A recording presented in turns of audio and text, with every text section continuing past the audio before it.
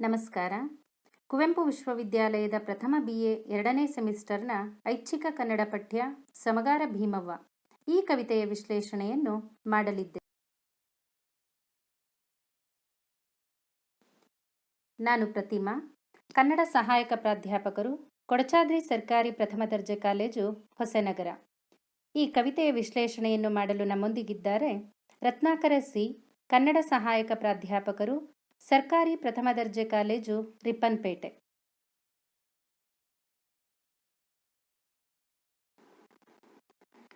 ಪ್ರಸ್ತುತ ಸಮಗಾರ ಭೀಮವ್ವ ಕವಿತೆಯನ್ನು ರಚಿಸಿದ ಎಚ್.ಎಸ್. ಶಿವಪ್ರಕಾಶ್ ಇವರು ಮಹಾಚೈತ್ರ, ಮಂಟೇಸ್ವಾಮಿ ಕಥಾಪ್ರಸಂಗ, ಮಾದಾರಿ ಮಾದಯ್ಯ ಮೊದಲಾದ ನಾಟಕಗಳ ಮೂಲಕ ಕನ್ನಡ ಸಾಹಿತ್ಯದಲ್ಲಿ ಸಂಚಲನ ಮೂಡಿಸಿದ ಸಾಹಿತಿಯಾಗಿದ್ದಾರೆ. ಜೊತೆಗೆ ಕಾವ್ಯ ಕ್ಷೇತ್ರದಲ್ಲಿಯೂ ತನ್ನದೇ ಆದ ವಿಶೇಷ ಛಾಪನ್ನು ಮೂಡಿಸಿದ ಸಂವೇದನಾಶೀಲ ಕವಿಯೂ ಆಗಿದ್ದಾರೆ. ಪ್ರಸ್ತುತ ಸಮಗಾರ ಭೀಮವ್ವ ಕವಿತೆಯನ್ನು ಅವರ ಮಳೆ ಬಿದ್ದ ನೆಲದಲ್ಲಿ ಎಂಬ ಕವನ ಸಂಕಲನದಿಂದ ಆರಿಸಿಕೊಳ್ಳಲಾಗಿದೆ. ಎಚ್.ಎಸ್. ಶಿವಪ್ರಕಾಶ್ ರವರು ನೆಲಮೂಲ ಜನಪದ ನೆನಪಿನ ಭಂಡಾರವನ್ನು ಹರವಿಕೊಂಡು ದೇಸಿ ಪರಂಪರೆಯ ಅಂತಃಸತ್ವವನ್ನು ವರ್ತಮಾನಕ್ಕೆ ಮುಖಾಮುಖಿ ಮಾಡುವ ಆಶಯವನ್ನು ರೂಢಿಸಿಕೊಂಡವರು.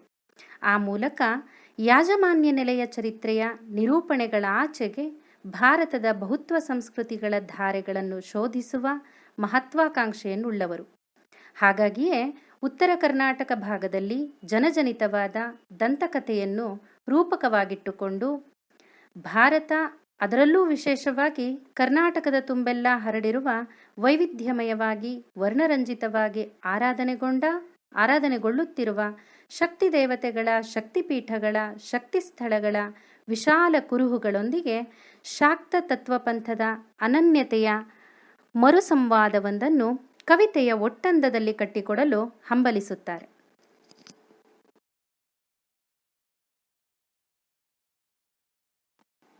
ಸಮಗಾರ ಭೀಮವ್ವ ಕವಿತೆಯ ರಚನೆಯ ಹಿಂದೆ ಒಂದು ದಂತಕಥೆ ಇದೆ. ಆ ದಂತಕಥೆಯನ್ನು ಆಧಾರವಾಗಿಟ್ಟುಕೊಂಡೇ ಶಿವಪ್ರಕಾಶ್ ಅವರು ಇಂತಹ ಒಂದು ಮಹತ್ವಾಕಾಂಕ್ಷಿ ಕವಿತೆಯನ್ನು ರಚಿಸಿದ್ದಾರೆ. ಹಾಗಾಗಿ ಆ ದಂತಕಥೆಯನ್ನು, ಅದರ ಹಿನ್ನೆಲೆಯನ್ನು ತಿಳಿದುಕೊಳ್ಳುವುದರ ಮೂಲಕ ಕವಿತೆಯ ವಿಶ್ಲೇಷಣೆಗೆ ತೊಡಗುವುದು ಅತ್ಯಂತ ಸೂಕ್ತ ಅನಿಸುತ್ತದೆ. ಅದೇನೆಂದರೆ, ಧಾರವಾಡ ಜಿಲ್ಲೆಯ ನವಲಗುಂದದ ಮೌನೇಶ್ವರ ಮಠದಲ್ಲಿ ನೆಲೆಸಿದ್ದ ನಾಗಲಿಂಗ ಒಬ್ಬ ಹಠಯೋಗಿ. ವಸಾಹತುಶಾಹಿ ಕಾಲಘಟ್ಟದ ಅಂದರೆ 19ನೇ ಶತಮಾನದ ಈ ಅವಧೂತ ಪವಾಡ ಪುರುಷನಾಗಿ ಇಂದಿಗೂ ಉತ್ತರ ಕರ್ನಾಟಕದ ಜನತೆಯ ಶ್ರದ್ಧಾ, ಭಕ್ತಿ, ನಂಬಿಕೆಯ ಪ್ರತೀಕವಾಗಿ ಉಳಿದಿದ್ದಾನೆ. ಶಿಶುನಾಳ ಶರೀಫ, ಗರಗದ ಮಡಿವಾಳಪ್ಪ, ಸಿದ್ಧಾರೂಢರು ಇವನ ಸಮಕಾಲೀನ ಹಾಗೂ ಆಪ್ತ ವಲಯಕ್ಕೆ ಸೇರಿದವರು. ಈ ನಾಗಲಿಂಗಪ್ಪ ಮೂಲತಃ ರಾಯಚೂರು ಜಿಲ್ಲೆ ಸಿಂಧನೂರು ತಾಲೂಕಿನ ಕಮ್ಮಾರ ವೃತ್ತಿಯ ಮನೆತನದಿಂದ ಬಂದ ಈತ ಬಾಲ್ಯದಲ್ಲಿಯೇ ಚಿದಾನಂದ ಅವಧೂತರ ಪ್ರಭಾವಕ್ಕೆ ಒಳಗಾಗಿ ತನ್ನ ಕುಲದೇವತೆ ಕಾಳಿಯ ಆರಾಧನೆಯಲ್ಲಿ ಆಧ್ಯಾತ್ಮಗಳ ಸಿದ್ಧಿಗಳತ್ತ ಮುಖ ಮಾಡುತ್ತಾನೆ. ಮನೆಯಿಂದ ಹೊರಟ ನಾಗಲಿಂಗ ಬಿಜವಾಡದ ಆದಿಶಕ್ತಿಯ ದರ್ಶನವನ್ನು ಪಡಿತಾನೆ. ಅಲ್ಲಿಂದ ಗಂಗಾವತಿ, ಬನಶಂಕರಿ, ಮಹಾಕೂಟ ಮೊದಲಾದ ಈ ಶಾಕ್ತ ಪರಿಸರದಲ್ಲಿ ಸಂಚರಿಸುತ್ತಾ ಪ್ರಾಪಂಚಿಕ ಸತ್ಯಗಳನ್ನು ಕರಗತ ಮಾಡಿಕೊಳ್ಳುತ್ತಾ ತಾಂತ್ರಿಕ ಸಾಧನೆಯಲ್ಲಿ ಪಳಗುತ್ತಾ ನವಲಗುಂದದ ಬೆಟ್ಟದ ಹಳೆಯ ಮಠವೊಂದಕ್ಕೆ ಬರ್ತಾನೆ.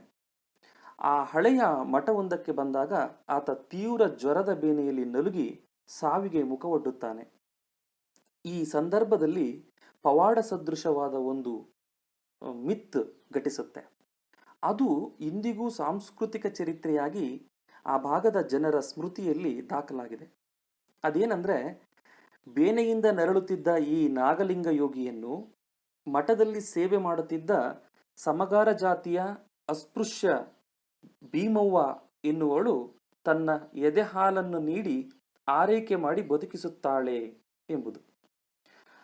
ಆಗ ನಾಗಲಿಂಗ ಯತಿಯು ಅವಳಲ್ಲೇ ಗುರು ಜಗದೇಶ್ವರಿಯ ಅವತಾರವನ್ನು ದರ್ಶಿಸಿ ಪರಬ್ರಹ್ಮ ಚೇತನವನ್ನು ಕಂಡರಿತು ಯೋಗ ಸಾಧನೆಗೆ ಭೀಮವ್ವಳನ್ನು ಶಿಷ್ಯೆಯಾಗಿಯೂ ಮಾರ್ಗದರ್ಶಕಿಯಾಗಿಯೂ ಸ್ವೀಕರಿಸುತ್ತಾರೆ. ಇಂದಿಗೂ ಈ ನಾಗಲಿಂಗ ಯತಿಯ ಗುರುವಿನ ಗದ್ದುಗೆಯ ಜೊತೆಗೆ ಈ ದಲಿತ ಅವಿವಾಹಿತ ಯೋಗಿಣಿಯು ಪೂಜ್ಯನೀಯಾಗಿದ್ದಾಳೆ. ಅಂದರೆ ಒಂದು ನಂಬಿಕೆಯ ನೆಲೆಯಲ್ಲಿ ಶಿವಪ್ರಕಾಶರ ಕವಿತೆ ಅರಳಿಕೊಂಡಿದೆ. ಈ ದಂತಕಥೆಯ ಶ್ರದ್ಧೆಯ ಆವರಣವನ್ನು ಅವರು ಪ್ರಶ್ನಿಸ ಹೋಗುವುದಿಲ್ಲ. ಹಾಗೆಂದು ಈ ದಂತಕಥೆಯನ್ನು ವೈಭವೀಕರಿಸುವ ದಾಟಿಯಲ್ಲೂ ಅವರು ಬರೆಯುವುದಿಲ್ಲ. ತನ್ನ ಪ್ರಗತಿಪರ ಆಶಯಗಳನ್ನು ಬಿಟ್ಟು ಕೊಡದೆಯೇ ತನ್ನ ಭಾಷೆ ಸಂಸ್ಕೃತಿಗಳಿಂದ ಸ್ಮೃತಿಯಾಗಿ ಪಡೆದುದನ್ನು ತನ್ನ ಸಮಕಾಲೀನ ತುಡಿತಗಳಿಗೆ ರೂಪಾಂತರಿಸಿಕೊಳ್ಳುವ ಸೃಜನಶೀಲತೆಯನ್ನು ಕವಿ ಇಲ್ಲಿ ತೋರಿದ್ದಾರೆ. ತನ್ನ ಸಾಂಸ್ಕೃತಿಕ ನೆನಪುಗಳನ್ನು ನಿರಾಕರಿಸಿ ಇಲ್ಲವೇ ಮರೆಮಾಚಿಸಿ ಕೇವಲ ವರ್ತಮಾನದಲ್ಲಿ ವಿಜೃಂಭಿಸುವ ಕವಿ ಇವರಲ್ಲ. ಪರಂಪರೆ ಮತ್ತು ಆಧುನಿಕತೆಗಳನ್ನು ಪ್ರತ್ಯೇಕಗೊಳಿಸಿ ನೋಡದೆ ಅವುಗಳನ್ನು ಒಂದು ಅಖಂಡ ಪ್ರಜ್ಞೆಯಲ್ಲಿ ಗ್ರಹಿಸಿ ಬಿಡುವ ಮಹತ್ವಾಕಾಂಕ್ಷೆ ಇಲ್ಲಿ ಎದ್ದು ಕಾಣುತ್ತದೆ.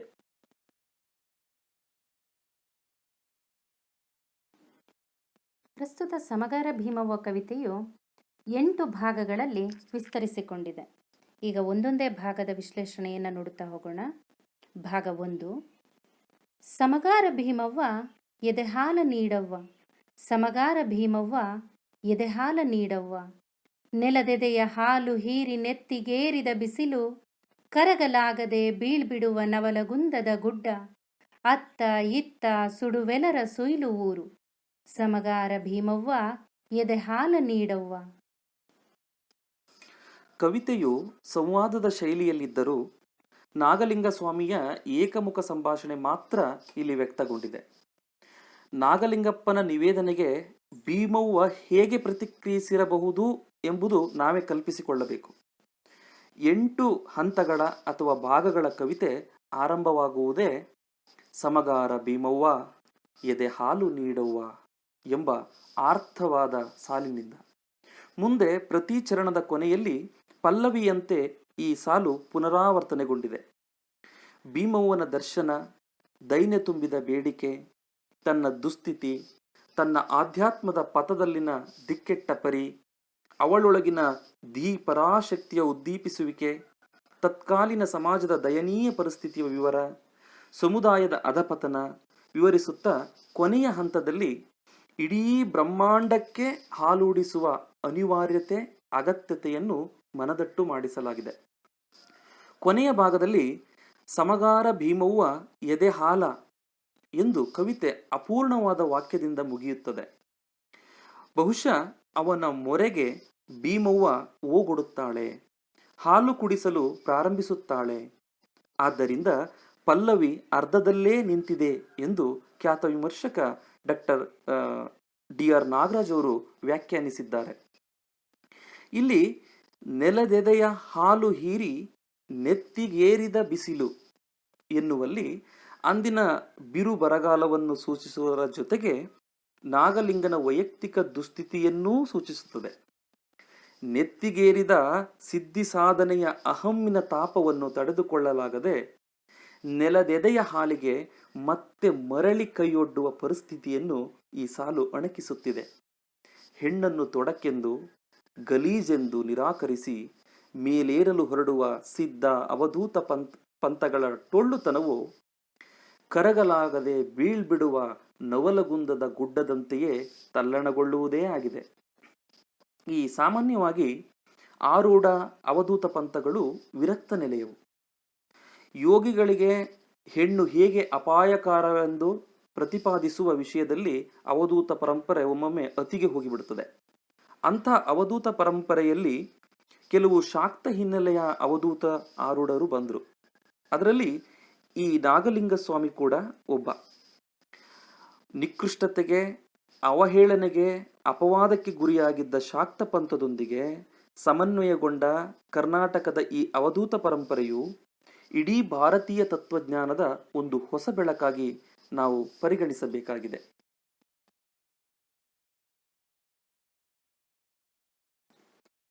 ಭಾಗ 2. ನಡುಹಗಲಿನಲ್ಲೇ ಗವ್ವಿರುಳು ಕಣ್ಣಿಗಿಳಿಯಿತು ತಾಯಿ, ನಿಂತ ನೆಲ ಒಮ್ಮೆಗೆ ಚಿಮ್ಮಿ ಪುಟಿಯಿತು ಮೇಲೆ ಕೆಳಗೆ ಎಡಗಡೆಗೆ ಬಲಗಡೆಗೆ, ಕಿಕ್ಕಿರಿದು ತಾರೆ ಸಂಕುಳ ದಿಕ್ಕೆಟ್ಟ ಹಾಗಾಗಿ ಸ್ವಪ್ನ ಬಂದೆರಗಿತ್ತು.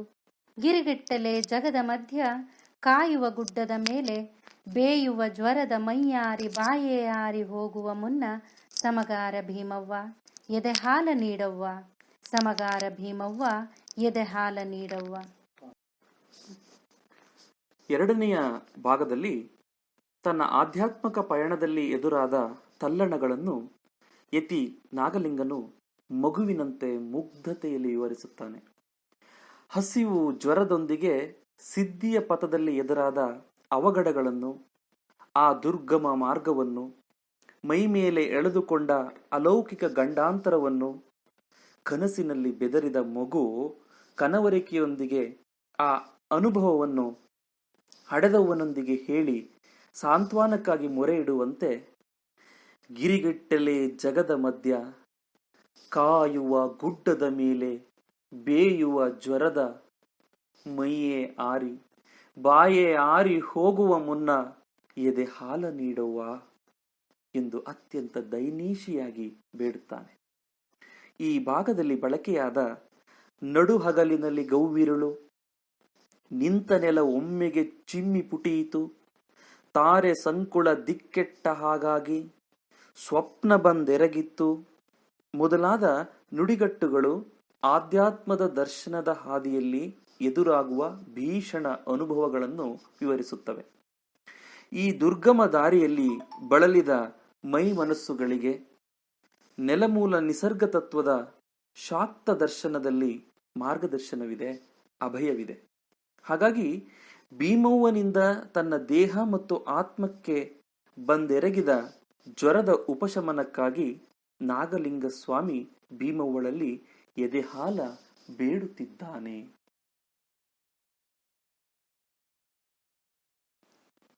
ಭಾಗ 3. ಅಜಾತನಾದವನಿಗೆ ಜಾತಿ ಯಾವುದೇ ತಾಯಿ? ಹೊಟ್ಟೆಯಲ್ಲಿಟ್ಟುಕೊಂಡದ್ದಕ್ಕೆ ತಾಯಿ ನೋವಿಗೆ ತೊತ್ತು, ತಂದೆ ಹಾಕುವ ತುತ್ತು. ಸುತ್ತು ಮುತ್ತು ಊರು ಕೇರಿ ದಿಕ್ಕು ದೇಶ ಹರಿದು, ಜ್ಯೋತಿಯನ್ನರಸುತ್ತ ಬಿಸಿಲು ಮಳೆ ಗಾಳಿ ಮಾಗಿ ಮಂಜಿನಿಬ್ಬನಿ ತೊಟ್ಟ ನಾಗಲಿಂಗನ ಮೈಯಿ ಇಂದು ಕೆಂಡ, ಒಡಲು ಹಸಿವಿನ ಕುಂಡ.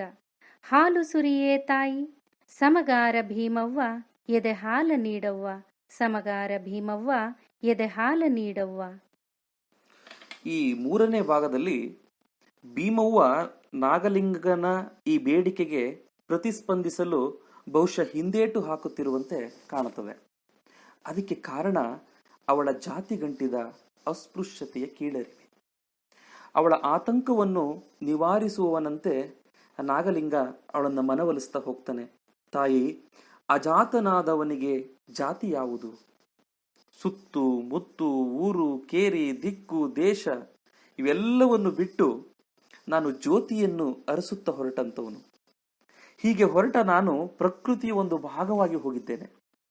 ವಿಶ್ವಚೇತನದಲ್ಲಿ ಲೀನವಾಗಲು ಹೊರಟ ನನಗೆ ಈ ಜಾತಿ ಲಿಂಗದ ಹಂಗಿಲ್ಲವೆಂದು ತನ್ನನ್ನು ತಾನು ವಿಸ್ತರಿಸಿಕೊಂಡು ಆಕೆಗೆ ಸ್ಪಷ್ಟಪಡಿಸಿಕೊಳ್ಳುತ್ತಾ, ತನ್ನ ಹಸಿದ ಒಡಲಿಗೆ ಸುಡುವ ಮೈಗೆ ನಿನ್ನ ತಾಯ್ತನದ ಸ್ಪರ್ಶ ಬೇಕೆಂದು ಕೋರುತ್ತಾನೆ.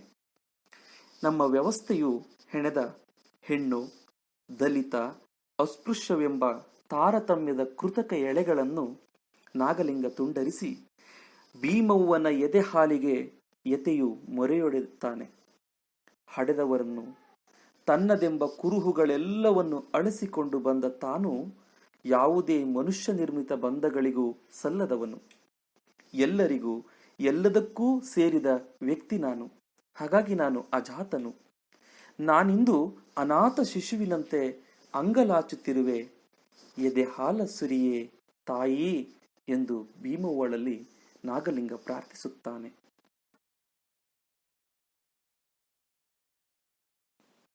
ಭಾಗ 4.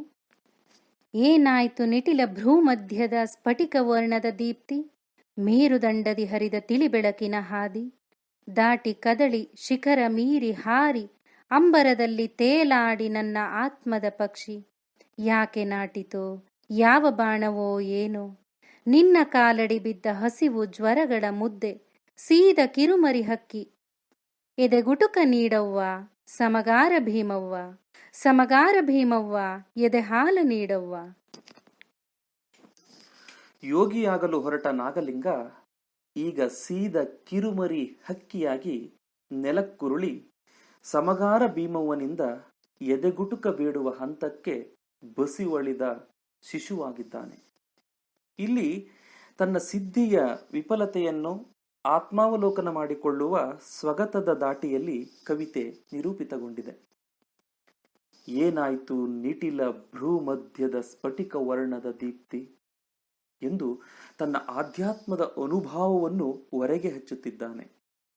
ಮೇರುದಂಡದೆ ಹರಿದ ತಿಳಿಬೆಳಕಿನ ಹಾದಿ ದಾಟಿ ಕದಳಿ ಶಿಖರ ಮೀರಿ ಹಾರಿ ಅಂಬರದಲ್ಲಿ ತೇಲಾಡಿ ನನ್ನ ಆತ್ಮದ ಪಕ್ಷಿ ಯಾಕೆ ನಾಟಿತೋ ಯಾವ ಬಾಣವೋ ಏನೋ ನೆಲಕ್ಕಂಟಿದ ಬದುಕನ್ನು ಒದ್ದು ದೇಹದ ಸಹಜ ವಾಂಛೆಯನ್ನು ಕೀಳಾಗಿ ಬಗೆದು ಆತ್ಮಶ್ರೇಷ್ಠತೆಯ ವ್ಯಸನದಲ್ಲಿ ಎತ್ತರಕ್ಕೇರಿ ಇಹದಾಚೆಗೆ ಪರದಲ್ಲಿ ಸುಖಿಸುವ ಮಹತ್ವಾಕಾಂಕ್ಷೆಗೆ ದುಡುಕಿದ ಬಹುತೇಕ ಯೋಗಿ ಪುರುಷರು ಹೆಚ್ಚು ಕಡಿಮೆ ನಾಗಲಿಂಗನ ಸ್ಥಿತಿಯಲ್ಲೇ ಪರಿತಪಿಸಿದವರಾಗಿದ್ದಾರೆ.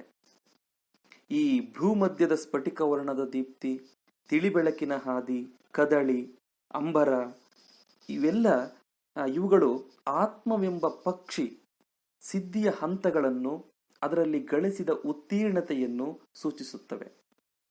ಇಷ್ಟೆಲ್ಲ ವಿಜಯದ ಅಮಲಿನಲ್ಲಿ ತೇಲಾಡಿದ ಹಕ್ಕಿ ಅಲ್ಲೇ ಹಾರುತ್ತಾ ಇರಲಾರದು. ನೆಲದ ಸಾರಕ್ಕೆ ಮತ್ತೆ ಮರಳಲೇಬೇಕು. ದೇಹ ಈ ಸಿದ್ಧಿಗೆ ತೊಡಕಲ್ಲ, ಅಪವಿತ್ರವಲ್ಲ, ಅದು ಕೊಳಕಿನ ಮುದ್ದೆಯೂ ಅಲ್ಲ.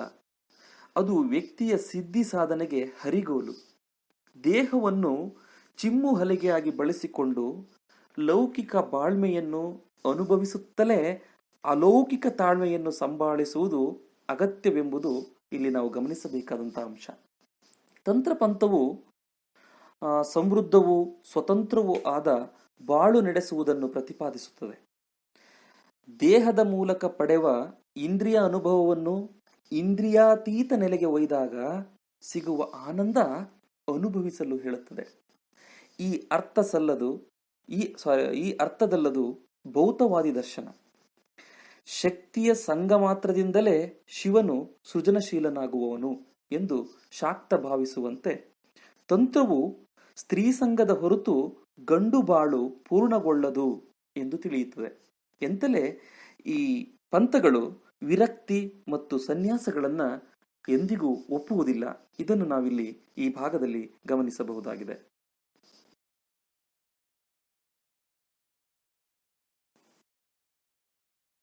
ಭಾಗ 5. ಈ ರೀತಿ ಲಕ್ಷ ಯೋಜನದಾಚೆ ಕೋಟಿ ಯೋಚನೆಯಾಚೆ ನೀ ಯಾಕೆ ಕುಳಿತಿರುವಿ? ಬಂಜೆಗಂಬನಿ ಮಣಿಯ ಯಾಕೆ ಪೋಣಿಸುತ್ತಿರುವಿ? ಮೌನದೆಳೆ ಎಳೆ ಎಳೆಯ ರಾಟೆಯ ಸುತ್ತಿ ಬಿಚ್ಚಿ ಮತ್ತೆ ಸುತ್ತುತ್ತಿರುವಿ. ನೆಲದ ಕಸವನ್ನು ಗುಡಿಸಿ ಕಸವ ಗೊಬ್ಬರ ಮಾಡಿ ಬೀಜ ಬಿತ್ತುವ ಕೈಯೇ ದೇಸಾಯಿ ಪಾಟೀಲ ಕುಲಕರ್ಣಿಗಳ ಕಾವು ಕಡಿಯಲಾಗದ ಮರವೇ. ಕಡಿದರೂ ಹೊಲೆ ಹೊಲೆ ಎಂಬ ಒಲೆಯಲ್ಲಿ ಸುಟ್ಟರೂ ರೊಟ್ಟಿಯಾಗುವೆ ಬಾಯ್ಗೆ. ಮೊಲೆ ಬರದ ಕೊಡಗೂಸೆ ಮದುವೆಯಾಗದ ತಾಯೇ.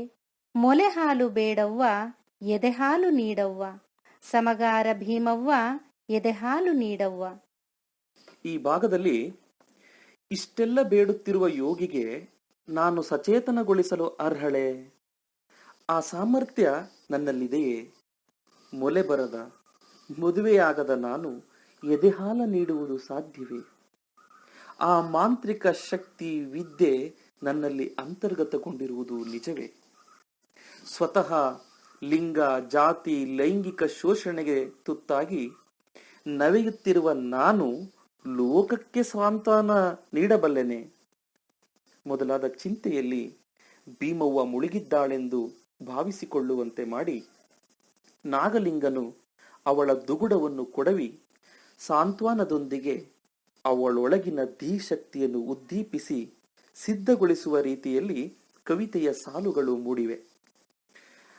ಸಾಧಕನೊಬ್ಬ ದೇವಿಯನ್ನು ನಾನಾ ವಿಧದಲ್ಲಿ ಅರ್ಚಿಸಿ ಆರಾಧಿಸಿ ಆಮಿಷ ತೋರಿ ಅಭಿಮಂತ್ರಿಸಿ ಶಕ್ತಿಯನ್ನು ಒಲಿಸಿಕೊಂಡು ವರ ಸಿದ್ಧಿಯನ್ನು ಪಡೆಯುವ ಬಗೆಯಲ್ಲಿ ಭೀಮವ್ವನ ಕರ್ತೃತ್ವ ಶಕ್ತಿಯನ್ನು ಸೃಜನಶೀಲತೆಯನ್ನು ನೊಂದರೂ ಸಲಹುವ ತಾಯ್ತನದ ಸಹನೆಯನ್ನು ನಾಗಲಿಂಗ ಇಲ್ಲಿ ವರ್ಣಿಸಿ ವ್ಯಾಖ್ಯಾನಿಸಿ ಅವಳ ವಿಶ್ವಾಸ ಸಾಧಿಸುತ್ತಾನೆ.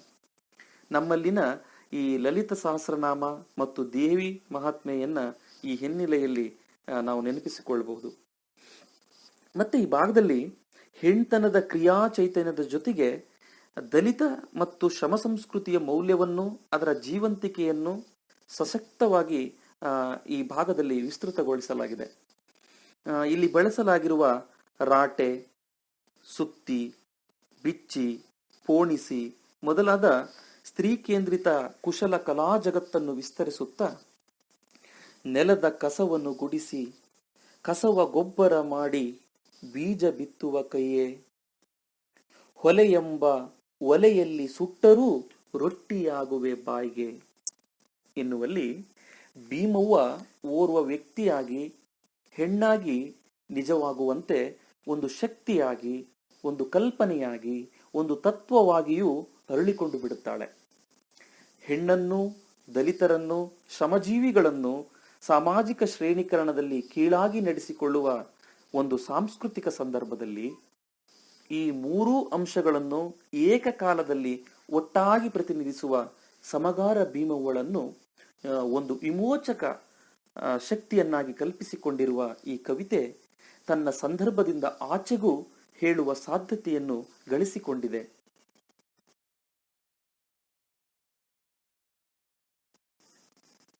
ಭಾಗ 6. ತಂದಿರುವೆ ನಿನಗೆಂದು ಗದಗುಡುವ ಗದಗ ಬೀದಿಗಳ ಪ್ಲೇಗನ್ನು, ವಿಕ್ಟೋರಿಯಾ ರಾಣಿ ನಾಣ್ಯದ ಬೆಳಕು ಕಮರಿಸಿದ ಸೂರ್ಯರನು, ಹಸಿರು ಜಗ್ಗನೆ ಉರಿವ ಹೊಲದ ಆಳಗಳಲ್ಲಿ ಬಸಿರ ಮಕ್ಕಳ ಹೂತು ಕೊಯ್ಲಾದ ತೆನೆ ತೆನೆ ಜೋಳಗಂಬನಿಯನ್ನು, ಬ್ರಾಹ್ಮಣರ ಕೇರಿಯಲಿ ಕಾಲರದ ಹೊಲೆಯ ಕೂಸು ಮಕ್ಕಳ ನೊಯ್ದು ಸಿದಿಗಿ ಬೊಂಬುಗಳನ್ನು, ಕಿತ್ತೂರ ವಂಶವನ್ನು ಕಿತ್ತೆಸೆದ ಕಡುಗೋಪಿ ಹುಚ್ಚ ಮಡಿವಾಳನ ಕಣ್ಣುಗಳನ್ನು, ತೊಲೆಬಿದ್ದ ಯಮನ ಮನೆಯಲ್ಲಿ ಉಳುಹಿಕೊಳ್ಳದೆ ಮಡದಿಯ ಕಳುಹಿಕೊಟ್ಟಿರುವ ಶಿಶುವಿನಾಳು ಶರೀಫನ ಕರುಳ ಹುಣ್ಣುಗಳನ್ನು. 6ನೆಯ ಭಾಗದಲ್ಲಿ ಮೊಲೆ ಮದುವೆಗಳ ಹಂಗಿಲ್ಲದ ತಾಯ್ತನದ ಪ್ರತೀಕವಾದ ಭೀಮವ್ವಳ ಸಾಂತ್ವನದ ಸ್ಪರ್ಶ ಬೇಕಿರುವುದು ಕೇವಲ ಒಬ್ಬ ನಾಗಲಿಂಗನಿಗಲ್ಲ, ಬದಲಿಗೆ ದಿಕ್ಕೆಟ್ಟ ಇಡೀ ಮನುಕುಲಕ್ಕೆ. ವೈಯಕ್ತಿಕದೊಂದಿಗೆ ಸಾಮಾಜಿಕ, ರಾಜಕೀಯ, ಆರ್ಥಿಕತೆಗಳನ್ನೂ ಒಳಗೊಂಡ ಸಾರ್ವಜನಿಕವಾದುದನ್ನು ಕೂಡಿಸಿ ನಾಗಲಿಂಗ ತನ್ನ ನಿವೇದನೆಯ ಮತ್ತು ಪ್ರಾರ್ಥನೆಯ ಆಯಾಮಗಳನ್ನು ಇಲ್ಲಿ ವಿಸ್ತರಿಸುತ್ತಾನೆ. ದಟ್ಟವಾದ ವಿವರಗಳೊಂದಿಗೆ ಕೂಡಿದ ಈ ಭಾಗದಲ್ಲಿ ನಾಗಲಿಂಗನು ತನ್ನ ಕಾಲದೇಶಗಳ ಸಂದಿಗ್ಧ ಬವಣೆಗಳನ್ನು ತೀಕ್ಷ್ಣವಾಗಿ ಬಿಚ್ಚಿಡುತ್ತಾನೆ. ವಸಾಹತುಶಾಹಿಯ ಕಾಲಘಟ್ಟದಲ್ಲಿನ ಪರಕೀಯರ ದಬ್ಬಾಳಿಕೆ, ರೋಗರುಜಿನ, ಸಾವು, ನೋವು, ಸೋಲು, ಸಾಲು ಸಾಲು ಕ್ಷಾಮಗಳಿಗೆ ಸಿಲುಕಿದ ಇಡೀ ನಾಡಿನ ಅನಾಥ ಪ್ರಜ್ಞೆಯನ್ನು ಪರಿಣಾಮಕಾರಿಯಾಗಿ ಮಂಡಿಸುತ್ತಾ ಈ ಎಲ್ಲಾ ದಾರಿದ್ರ್ಯವನ್ನು ನಿವಾರಿಸಿ ವಾಸಿ ಮಾಡುವ ಮಾಂತ್ರಿಕ ಶಕ್ತಿಯಾಗಿ ಸಮಗಾರ ಭೀಮವ್ವಳನ್ನು ಲೋಕ ಕಲ್ಯಾಣಕ್ಕೆ ಮುಂದಾಗಲು ಪ್ರೇರೇಪಿಸುತ್ತಾನೆ. ಬಹಳ ಮುಖ್ಯವಾಗಿ ಇಲ್ಲಿ ಮದ್ದು ಸಿಗದೆ ಜನ ಸಾವಿಗೀಡಾಗುತ್ತಿರುವ ರೋಗಗಳ ಭೀಷಣತೆಯನ್ನು ಪ್ರಸ್ತಾಪಿಸುತ್ತಾನೆ. ಗದಗುಡುವ ಗದಗ ಬೀದಿಗಳ ಪ್ಲೇಗು, ಬ್ರಾಹ್ಮಣರ ಕೇರಿಯಲ್ಲಿ ಕಾಲರ, ಇದರ ಪರಿಣಾಮ ಏನಾಗಿದೆ ಅಂದ್ರೆ ಕೂಸು ಮಕ್ಕಳು ಸಿದಿಗಿ ಬೊಂಬುಗಳ ಮೇಲೆ ಮಸಣಕ್ಕೆ ಹೋಗ್ತಾ ಇದ್ದಾರೆ. ಇಂತಹ ಕರುಳು ಹಿಂಡುವ ಸನ್ನಿವೇಶವನ್ನು ನಾಗಲಿಂಗ ಭೀಮವ್ವನ ಎದುರಿಗೆ ವಿವರಿಸುತ್ತಾನೆ. ಇಷ್ಟೆಲ್ಲ ಸಂಕಟಗಳಿಗೆ ಮದ್ದು ಭೀಮವ್ವಳಲ್ಲಿದೆ ಎಂಬುದು ನಾಗಲಿಂಗನ ಶಾಕ್ತ ದರ್ಶನದ ಕಾಣಿಕೆ. ತಂತ್ರ ಮಾರ್ಗವು ಭಾರತದ ಆದಿಮ ವಿಜ್ಞಾನ. ಇದನ್ನು ನಾವು ಚೆನ್ನಾಗಿ ಗಮನಿಸಿಕೊಳ್ಬೇಕು. ಈ ವಿಜ್ಞಾನವು ಸ್ತ್ರೀ ಕೇಂದ್ರಿತವಾಗಿತ್ತು. ತೊಂದರೆ ನಿವಾರಿಸುವ ಮಾಟಗಾತಿಯರಾಗಿ, ಮದ್ದು ತಯಾರಿಸುವ ವೈದ್ಯರಾಗಿ ಈ ಶಾಕ್ತ ಯೋಗಿನಿಯರನ್ನು ನಮ್ಮ ಜನಪದ ಪರಂಪರೆ ಅವಲಂಬಿಸಿಕೊಂಡಿದ್ರು. ಫಲವಂತಿಕೆ ಮತ್ತು ಸಮುದಾಯದ ಹಿತಕ್ಕಾಗಿ ನಿಸರ್ಗದ ರಹಸ್ಯಗಳನ್ನು ಅರಿತು ಪ್ರಯೋಗಿಸುವ ಹಲವು ವಿದ್ಯೆಗಳು ಹಿಂದಿನಿಂದಲೂ ಸ್ತ್ರೀ ಕೇಂದ್ರಿತವಾಗಿಯೇ ಇತ್ತು. ಗಮನಿಸಬಹುದು, ನಾವು ಇಂದಿಗೂ ವಿದ್ಯಾರ್ಜನೆಗಾಗಿ ಹೆಣ್ಣು ದೈವಗಳನ್ನೇ ಆರಾಧಿಸುವ, ವಿದ್ಯೆಗೆ, ಸಮೃದ್ಧಿಗೆ ದೇವತೆಯರನ್ನೇ ಅಧಿಪತಿಗಳನ್ನಾಗಿ ಮಾಡಿರುವ ಈ ಪರಂಪರೆಯ ಆಚರಣೆಗಳನ್ನ ನಾವು ಈ ಹಿನ್ನೆಲೆಯಲ್ಲಿ ಅರ್ಥ ಮಾಡಿಕೊಳ್ಬೇಕಾಗತ್ತೆ. ಇನ್ನೊಂದು ಪೂರಕವಾಗಿ ಹೇಳೋದಾದ್ರೆ, ಈ ಸಮುದ್ರ ಮಥನದ ಸಂದರ್ಭದಲ್ಲಿ ಜಗತ್ತನ್ನೇ ಆಪೋಷಣಗೊಳ್ಳುವ ವಿಷವು ಮೇಲೆದ್ದು ಬಂದಾಗ ಜಗದ ರಕ್ಷಕನಾದ ಶಿವನೇ ಅದನ್ನು ಕುಡಿದು ಸ್ವತಃ ಸಾವಿಗೆ ಮುಖವೊಡ್ಡುತ್ತಾನೆ. ಇಂಥ ಸಂದರ್ಭದಲ್ಲಿ ಪುರುಷನನ್ನು ಉಳಿಸಿ ಸೃಷ್ಟಿಯನ್ನು ಕಾಪಾಡಲಿಕ್ಕೆ ಸರ್ವರು ಕೈಚೆಲ್ಲಿ ನಿಂತಾಗ ಪ್ರಕೃತಿಯ ಆದಿಶಕ್ತಿಯ ರೂಪವಾಗಿ ಕಾಳಿಯು ಆ ವಿಷವನ್ನು ನಿಷ್ಕ್ರಿಯಗೊಳಿಸಿ ಶಿವನನ್ನು ಬದುಕಿಸುವ ಪೌರಾಣಿಕ ಸನ್ನಿವೇಶ ನಮಗೆ ಈ ಸಂದರ್ಭದಲ್ಲಿ ಉಲ್ಲೇಖವಾಗಿ ಗಮನಿಸಬಹುದು. ನಾಡಿನ ಸ್ಥಿತಿ ಹೀಗಾದ್ರೆ ತನ್ನ ಸಮಕಾಲೀನರಾದ ಗರಗದ ಮಡಿವಾಳಪ್ಪ, ಶಿಶುನಾಳ ಶರೀಫರಂತಹ ಮಹಾನ್ ಯೋಗಿ ಅನುಭಾವಿಗಳು ಕೂಡ ತಮ್ಮ ದ್ವೇಷ, ನೋವು, ಸಂಕಟ, ದುಃಖಗಳನ್ನು, ತಮ್ಮ ಅರಿಷಡ್ವರ್ಗಗಳನ್ನು ಮೀರಲಾರದೆ ಸಾಮಾಜಿಕ ಬಂಧನದಲ್ಲಿ ತೊಡರಿ ಬಿದ್ದು ಪರಿತಪಿಸುತ್ತಿರುವ ಈ ಕಾಲದ ವ್ಯಂಗ್ಯವನ್ನು ನಾಗಲಿಂಗ ಇಲ್ಲಿ ನಿವೇದಿಸುತ್ತಾನೆ. ಹಾಗಾಗಿ ಇಲ್ಲಿ ಶಿಶುನಾಳ ಶರೀಫ ಮತ್ತು ಮಡಿವಾಳಪ್ಪರು ಕೂಡ ದಿಕ್ಕೆಟ್ಟ ಸ್ಥಿತಿಯಲ್ಲಿದ್ದಾರೆ ಎನ್ನುವುದನ್ನ ಪರೋಕ್ಷವಾಗಿ ಸೂಚಿಸುತ್ತದೆ. ಅವರುಗಳ ಉದ್ಧಾರಕ್ಕೂ ಸಮಗಾರ ಭೀಮವ್ವ ಎದೆಹಾಲು ನೀಡುವ ಎಂದು ಕವಿ ಮತ್ತೆ ಮತ್ತೆ ಕೇಳುತ್ತಾ ಇದ್ದಾನೆ.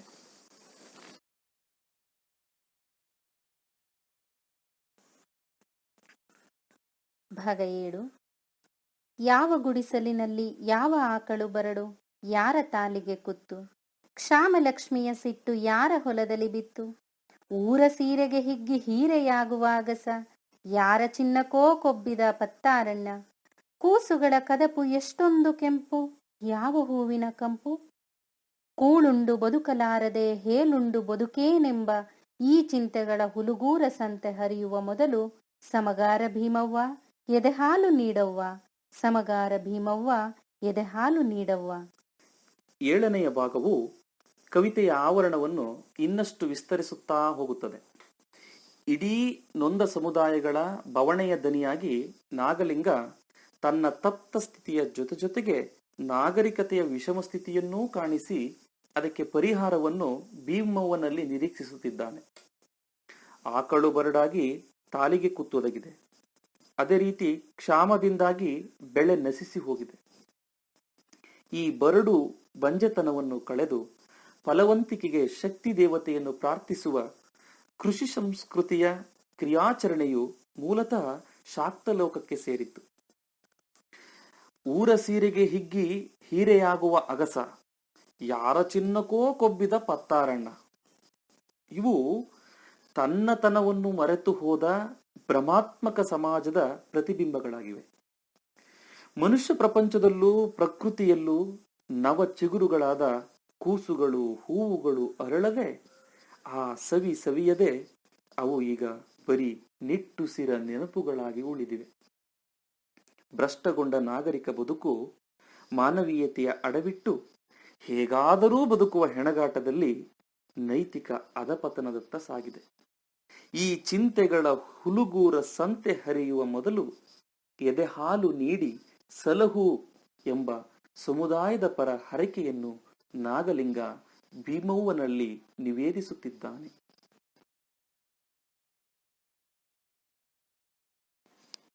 ಭಾಗ 8.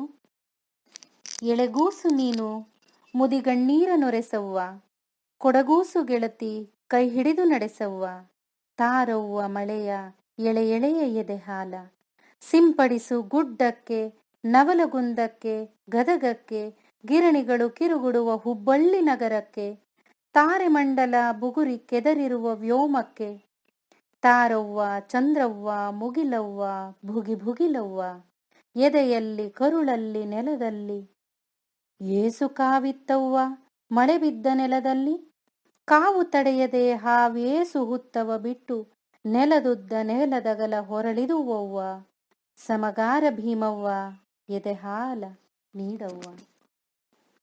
8ನೆಯ ಭಾಗವು ವ್ಯಷ್ಟಿಯಿಂದ ಸಮಷ್ಟಿಗೂ ಪ್ರಾದೇಶಿಕತೆಯಿಂದ ವಿಶ್ವವ್ಯಾಪಕತೆಗೂ ಹಿರಿದಾಗುತ್ತಾ ಸಮಗಾರ ಭೀಮವ್ವ ವ್ಯಕ್ತಿ ನೆಲೆಯಿಂದ ಸೃಷ್ಟಿ ಶಕ್ತಿಯ ವಿಶಾಲ ನೆಲೆಗೆ ಹಿಗ್ಗುತ್ತಾಳೆ.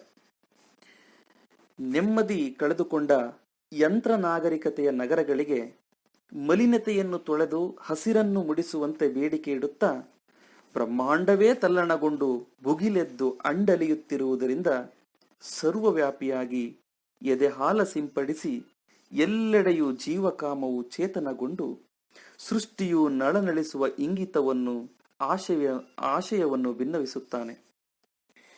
ಕರುಳ ಕುಡಿಗಳ ಜೊತೆಗೆ ಗ್ರಹತಾರೆಗಳಿಗೂ ನೆಮ್ಮದಿಯ ನಿದ್ರೆಗಾಗಿ ಹಾಸಿಗೆಯೊಂದನ್ನು ಹೊಲಿದುಕೊಡು ಎಂದು ತಾಯಿಯನ್ನು ಬೇಡುವ ಆರಿಫ್ ರಾಜ ಅವರ ಹೊಲಿಗೆ ಯಂತ್ರದ ಅಮ್ಮಿ ಪದ್ಯ ಈ ಸಂದರ್ಭಕ್ಕೆ ಪೂರಕವಾಗಿ ನೆನಪಾಗುತ್ತದೆ. ಹೀಗೆ ವ್ಯಕ್ತಿ ಶಕ್ತಿಯಲ್ಲಿ, ವಿಶೇಷವಾಗಿ ಹೆಣ್ಣಿನಲ್ಲಿ ಪರಾಶಕ್ತಿಯನ್ನು ಗುರುತಿಸಿ ಮೊರೆ ಇಡುವ ಕವಿಗಳು ಶಾಕ್ತ ನೆಲೆಯನ್ನು ಅನುಸಂಧಾನಗೊಂಡು ವರ್ತಮಾನದ ಬಿಕ್ಕಟ್ಟುಗಳ ಉಪಶಮನಕ್ಕೆ ಆಶಾಕಿರಣವಾಗಿ ಈ ತಾಯ್ಪಂಥದ ನೆಲ ಜಲ ಸಂಸ್ಕೃತಿಯ ನೆಲಮೂಲ ಪರಂಪರೆಯತ್ತ ಆಸೆಗಣ್ಣಿನಿಂದ ತಮ್ಮ ಕಾವ್ಯ ಪ್ರತಿಭೆಯ ಬೀಸನ್ನು ಹರಿಸಿದ್ದಾರೆ. ಪದ್ಯದ ಅಂತಿಮ ಹಂತವು ಸಮಗಾರ ಭೀಮವ್ವ ನಾಗಲಿಂಗನ ಪ್ರಾಮಾಣಿಕ ಕಳಕಳಿಗೆ, ಜೀವಪರ ಬೇಡಿಕೆಗೆ ಪ್ರತಿಸ್ಪಂದಿಸಿ ಎದೆಹಾಲ ಸುರಿಸಿ ತಂಪೆರದಂತೆ ಸೂಚಿಸುತ್ತದೆ.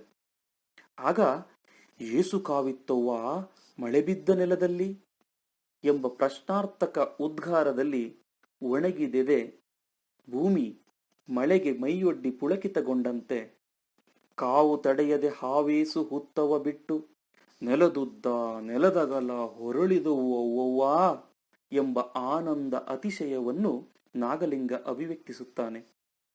ಕೆಂಡದಂತೆ ಕಾದ ನೆಲಕ್ಕೆ ಮೊದಲ ಮಳೆಯ ಸಿಂಚನವಾದಾಗ ಕಾವು ಮತ್ತಷ್ಟು ಏರುತ್ತದೆ. ಈ ಕಾವು ನಾಶದ ಬೆಂಕಿಯಲ್ಲ, ಸೃಷ್ಟಿಯ ಸಿದ್ಧತೆಗೆ ಹದಗೊಳ್ಳುವ ಬಿಸಿ. ಈ ಬಿಸಿಗೆ ಅವಿತಿದ್ದ ಮನದೊಳಗಿನ ಕಾಮನೆಗಳು ಹೊರಬಂದು ಬಯಕೆಯು ಬಾಯ್ತೆರೆದು ಹೊಸ ಬದುಕಿಗೆ ಹಾತೊರೆಯುವ ಉತ್ಸಾಹ ಸಂತಸಗಳು ಸಮಷ್ಟಿಯ ತುಂಬೆಲ್ಲ ಹೊರಳಾಡಿದ ಅಮಿತ ಆನಂದವನ್ನು ಕಂಡು ಧನ್ಯತೆಯಲ್ಲಿ ಯೋಗಿ ಭಾವಪರವಶನಾಗಿದ್ದಾನೆ. ಸಮಗಾರ ಭೀಮವ್ವ ಎದೆಹಾಲ ಇಲ್ಲಿಗೆ ಪದ್ಯ ನಿಲುಗಡೆಗೆ ಬಂದಿದೆ. ನೀಡವ್ವ ಎಂದು ಪೀಡಿಸಲು ಈಗ ಅವಕಾಶವಿಲ್ಲ. ಯಾಕೆಂದರೆ ಸಾಕಷ್ಟು ಪ್ರೀತಿ ತುಂಬಿದ ಎದೆಯನ್ನೇ ಭೀಮವ್ವ ದಾರೆ ಎರೆದು ಬಿಟ್ಟಿದ್ದಾಳೆ. ಅದರಿಂದ ನಾಗಲಿಂಗ ಮತ್ತವನ ಸಮುದಾಯವೆಲ್ಲವೂ ಸಂತೃಪ್ತಿಗೊಂಡು ತಣಿದಿದೆ.